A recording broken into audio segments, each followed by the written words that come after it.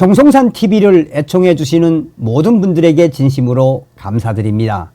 이번 시간에는 우파 커뮤니티 난리가 났으며 지금 부정선거 연구 끝판왕 등장, 나를 고소하라, 트럼프 대통령 당선인 부정선거 공식 입장. 지난 12월 3일 윤석열 대통령이 왜 비상계엄을 발표했습니까? 당시에 비상계엄을 발표한 이후에 모든 사람들이 다 국회를 주목했지만 계엄군은 부정선거의 소굴이라고 할 수 있는 중앙선거관리위원회를 덮쳤지요. 또한 윤석열 대통령께서는 비상계엄과 관련된 대국민 담화문에서 중앙선거관리위원회가 얼마나 썩었는지 강하게 질타하지 않았습니까? 정성산TV 좋아요, 구독, 알림은 큰 힘이 되겠습니다. 후원해 주시는 모든 분들께 가열차게 멸공. 자, 현재 우파 커뮤니티라고 할 수 있는 DC인사이드의 국민의힘 비대위 갤러리, 부정선거 알고리즘 밝혀짐. 여기는 VON 뉴스로 인용을 했습니다. 자, 여기에도 좀 많은 반응들이 있죠. 이게 과연 어떤 것이길래 이렇게 지금 우파 커뮤니티에서 빠르게 확산되고 있는지 이분을 잘 아셔야 합니다. 바로 사단법인 법치와 자유민주주의연대 NPK 사무총장 VON 뉴스 대표 김미영 교수, 저도 아주 잘 알고 있습니다. 뛰어난 사람이죠. 한 줄 요약, 부정선거는 전산망 데이터 조작으로 선거인 명부 부풀리기에 있음. 많은 유저들이 이거는 진짜 초천재만 밝혀낼 수 있는 것을 밝혀냈네. 와, 이거를 왜 우리가 모르고 있었지? 자, 일간 베스트에도 이 글이 지금 올라갔습니다.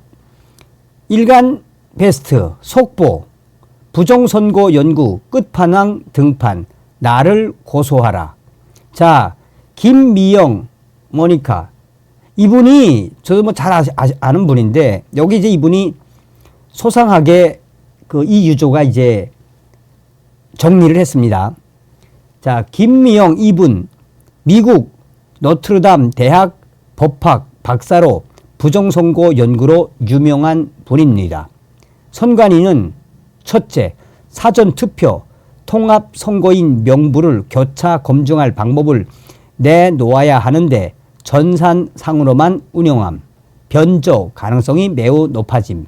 둘째, 투표용지 위조 못하게 하는 결정적 장치가 현장 투표관리인 도장임, 관리인 개인 이름이 적힌 도장을 찍어서 위조를 못하게 하는 건데 선관위는 이걸 인쇄기 돌려서 인쇄해버리고 심지어 삼성동 투표관리인 식으로 익명으로 처리해버림.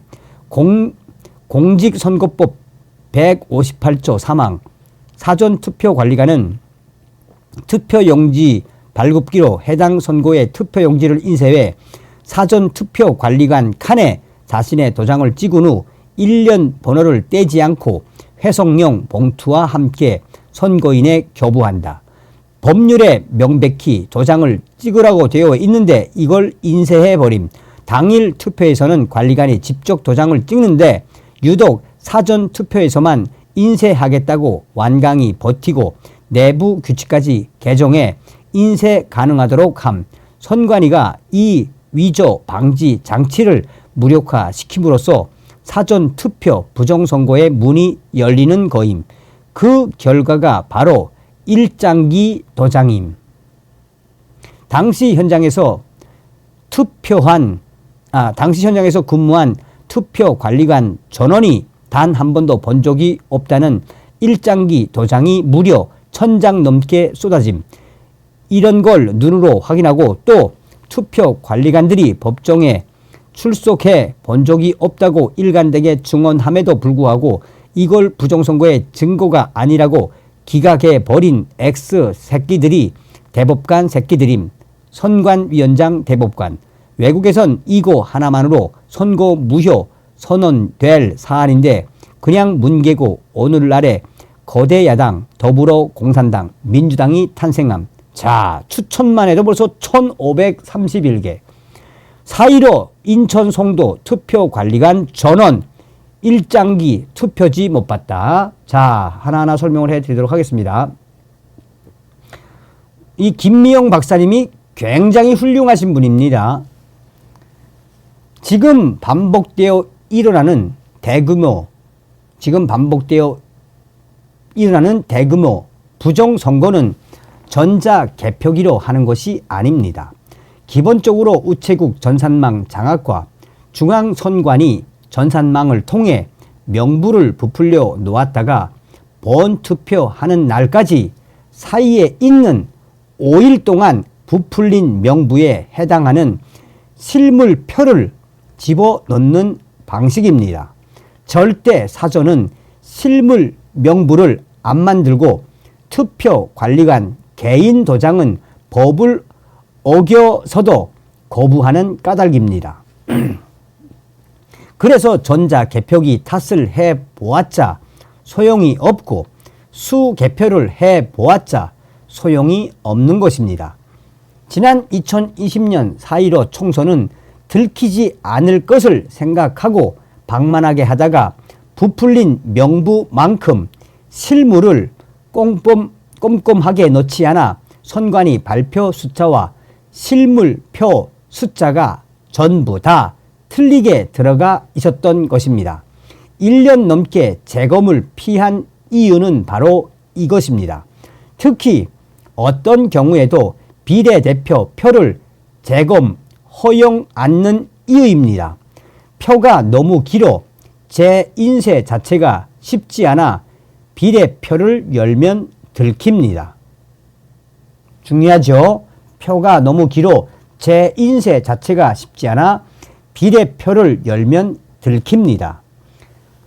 법원 보존 때까지는 한두 주밖에 시간이 없어 더 급하게 새로 인쇄하다 보니 배춧잎 투표지 등이 마구 들어간 것입니다. 따라서 빳빳한 투표지는 사전투표와 본투표 사이에 들어간 것도 있지만 재검에 대비해서 인쇄된 것입니다. 다만 배춧잎 투표지, 화살표 투표지는 애초에 개표 현장에 나타난 적이 없이 재검 대비 때 들어간 것입니다.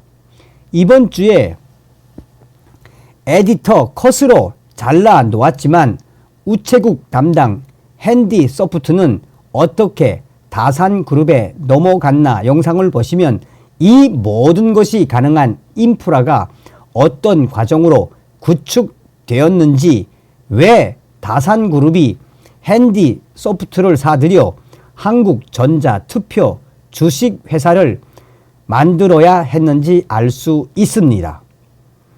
겉으로 한국전자투표 주식회사는 선관위 전산망을 전반적으로 관할하는 독점 사기업으로 되어 있지만 실질적으로는 중국 공산당이 20년 공들여 만든 것입니다.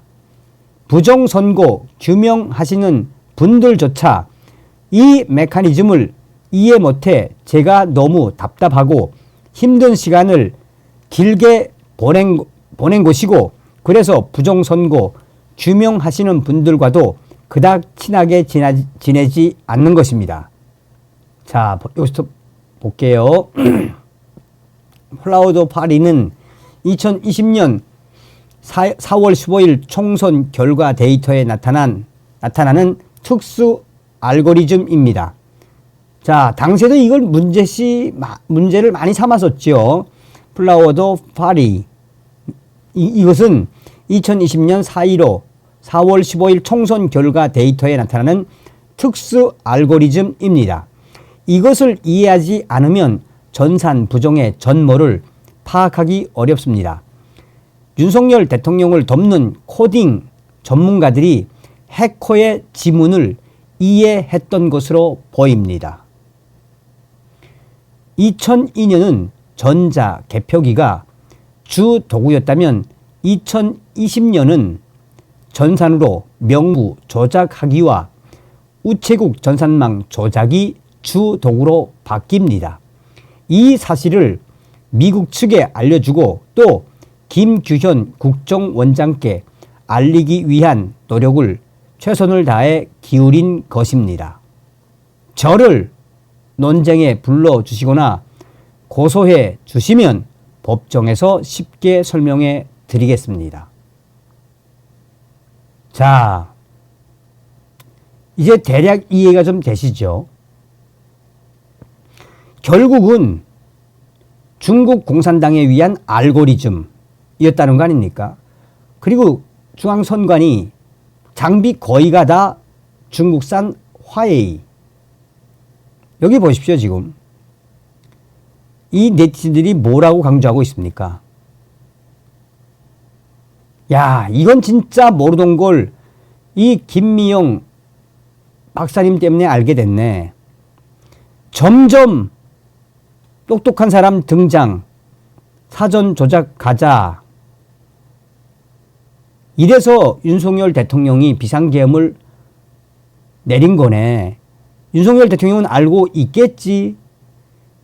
야, 부정선거 파헤친 많은 사람들도 있는데 이 사람은 정말 부정선거 연구 끝판왕이 등장한 거네. 왜 이제야. 하긴 지금이라도 윤석열 대통령이 알고 계실 테니 우리는 기다리면 될 듯. 자, 여러분. 제가 이제 이 트럼프 대통령 부정선거와 관련해서 방송을 굉장히 많이 해드렸죠. 자, 드디어 트럼프 대통령 당선인께서 부정선거 촉결 공식 입장을 발표했습니다. 이게 이제 19일이죠. 트럼프 대통령이 직접 발표한 거죠.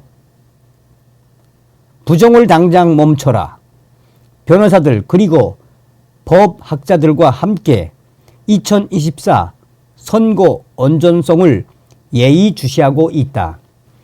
나는 2020년 민주당이 했던 선거 장난질을 누구보다 더 잘 파악하고 있기 때문이다. 당선되면 속임수를 쓴 자들은 법이 정한 최고형을 받도록 해서 이런 도둑맞은 정의가 다시는 발생하지 않도록 하겠다. 우리나라가 제3세계 국가로 전락하는 일은 막아야 한다. 법적 조치의 대상은 변호사들, 정치 작업자들, 기부자들, 불법 투표자들, 그리고 부패한 선거 공무원들까지 확대될 것이니 조심해야 할 것이다. 불법 행위에 연루된 자들은 추적하여 체포되고 불행하지만 이 나라에서 유례가 없을 정도의 수위로 기소될 것이다. 그래서 저는 여러분들에게 항상 강조드리는 것이 윤석열 대통령의 비상계엄은 저는 트럼프 대통령과 충분히 협의하에 했다라고 제가 추측을 한다라고 강조했죠. 다음 시간에 뵙겠습니다. 멸공.